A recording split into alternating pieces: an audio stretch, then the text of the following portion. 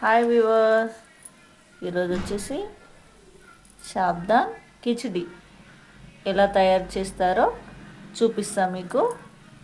ఇవి ముందుగా కొన్ని వాటర్ పోసి ఇలా ఏం లేకుండా నీట్గా కడుక్కోవాలి. కడిగిన తర్వాత ఇలా ఉంటాయి ఫ్రెండ్స్.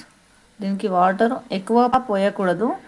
దీనికి ఎంత సమానం ఉందో అంతే క్వాంటిటీ వాటర్ పోసుకోవాలి.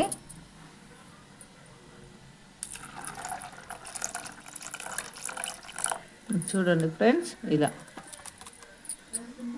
ఇలా పోసిన తర్వాత 2 గంటల సేపు మూత పెట్టి నానబెట్టుకోవాలి.